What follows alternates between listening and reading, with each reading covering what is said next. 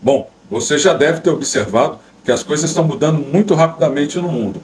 Recentemente, no final de julho, teve uma cúpula Rússia-África, em que os chefes de Estado dos países africanos se encontraram com o líder Vladimir Putin da Rússia, né? E isso aí é muito importante para demonstrar que as coisas estão mudando muito no mundo. E o que isso tem a ver com economia e finanças? Bom, no final do vídeo eu vou te explicar direitinho qual a relação disso. Mas agora eu quero falar sobre o discurso emocionante que foi feito pelo presidente interino de Burkina Faso, Ibrahim Traoré. Esse aí, ó. O discurso foi emocionante e muito forte. E o mundo tem que começar a prestar atenção no que está acontecendo em África. Presta atenção nesse discurso aqui. Camarade président Vladimir Poutine, camarade président chef d'État africain, camarade chef de délégation, bonjour. C'est un honneur pour moi ce matin donc de prendre la parole ici et de vous passer donc le salut fraternel du peuple du pays des hommes intègres. C'est aussi le lieu pour moi, avant tout propos, de rendre grâce à Dieu, Dieu Tout-Puissant qui nous a permis de nous réunir ici ce matin en bonne santé pour parler de l'avenir et du bien-être donc de nos peuples. Je m'en vais m'excuser auprès des anciens que je pourrais vexer dans mes propos à venir. Africanité oblige, les droits d'aînesse, je me dois de m'excuser. Camarades, j'ai quelques questions donc de ma génération, mille et une questions qu'on se pose. Mais nous n'avons pas de réponse. Et il se trouve qu'ici, nous pouvons laver donc notre linge sale parce qu'on se sent en famille. On se sent en famille en ce sens que la Russie est une famille aussi pour l'Afrique. C'est une famille parce que nous avons la même histoire. La Russie a consenti d'énormes sacrifices pour libérer le monde du nazisme pendant la Seconde Guerre mondiale. Les peuples africains, nos grands-pères, ont été déportés de force aussi pour aider l'Europe à se débarrasser du nazisme. Nous partageons la même histoire en ce sens que nous sommes les peuples oubliés du monde, qu'ils soient dans les livres d'histoire, dans les documentaires ou films, on tend donc à balayer le rôle prépondérant qu'a joué la Russie et de l'Afrique dans cette lutte contre le nazisme. Nous sommes ensemble parce que, actuellement, nous sommes là pour parler de l'avenir de nos peuples, de ce qui va advenir demain, de ce monde libre auquel nous aspirons, de ce monde sans ingérence dans nos affaires internes. Nous avons les mêmes perspectives et je souhaite que ce sommet soit l'occasion donc de pouvoir tisser de très bonnes relations en vue d'un meilleur avenir de nos peuples. Les questions que mes générations se posent sont les suivantes, si je peux me résumer, c'est de ne pas comprendre comment l'Afrique, avec tant de richesses sur notre sol, avec une nature généreuse, de l'eau, du soleil en abondance, l'Afrique est aujourd'hui le continent le plus pauvre. L'Afrique est un continent affamé. Et comment se fait-il que les chefs d'État traversent donc le monde à mendier? Voici des questions que nous nous posons et que nous n'avons pas de réponse jusque-là. Nous avons l'occasion de tisser de nouvelles relations. Et j'espère que ces relations puissent être les meilleures pour donner un meilleur avenir à nos peuples. Ma génération me charge aussi de dire que, par ce fait de pauvreté, ils sont obligés de traverser l'océan pour essayer de rallier l'Europe. Ils meurent dans l'océan. Mais que prochainement, ils n'iront pas traverser parce qu'ils viendront devant nos palais pour chercher leur pitance quotidienne.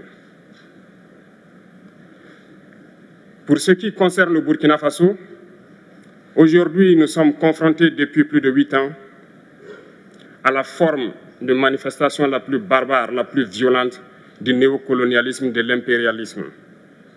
L'esclavage qu'on tend encore à nous imposer. Nos dévanciers nous ont bien appris une chose. L'esclave qui n'est pas capable d'assumer sa révolte ne mérite pas que l'on s'apitoie sur son sort. Nous ne nous apitoyons pas sur nos sorts, on ne demande pas que quelqu'un s'apitoie sur notre sort.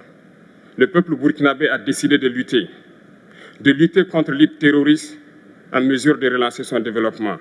Dans cette lutte, des vaillants peuples, des vaillantes populations se sont engagés à prendre les armes face au terrorisme, ceux que nous avons affectueusement appelés les VDP, des volontaires.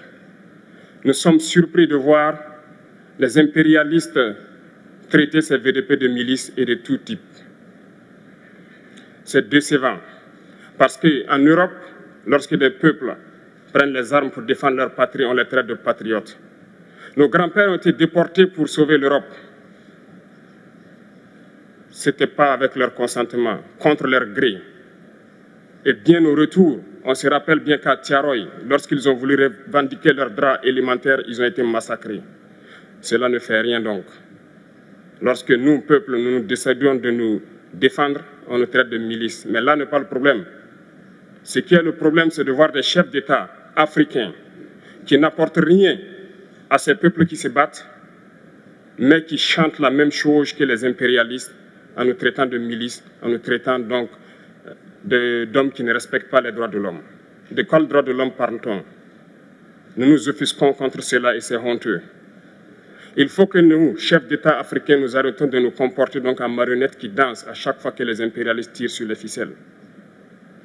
Hier, le président Vladimir Poutine a annoncé donc l'envoi de céréales en Afrique. Nous sommes bien contents. Nous lui disons merci pour cela.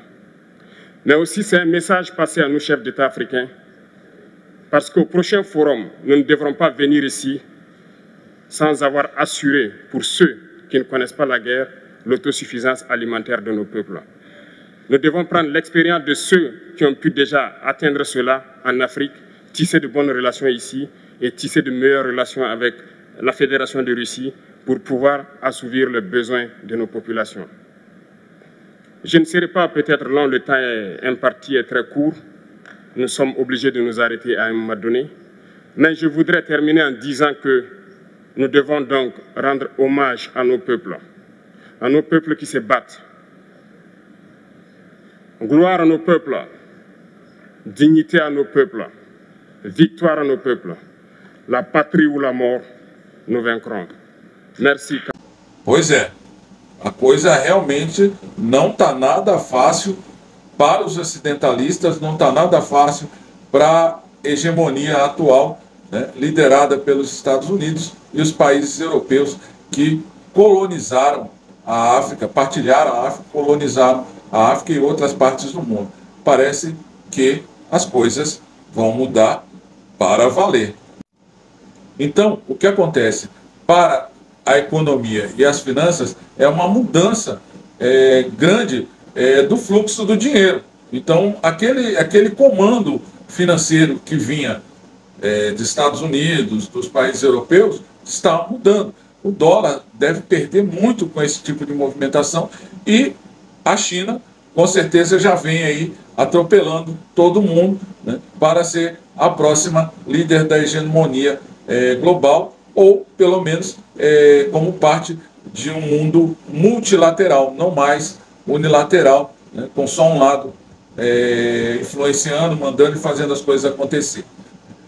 Os seus investimentos, com certeza, vão ter um reflexo disso, né? E se você estiver investindo nas coisas certas, nas coisas revolucionárias, nas coisas disruptivas, é muito provável que você tenha algum sucesso. Então, vamos começar a prestar atenção nessas mudanças, incluindo o DeFi, né? Incluindo o DeFi, incluindo as criptomoedas, porque isso faz parte da virada de chave.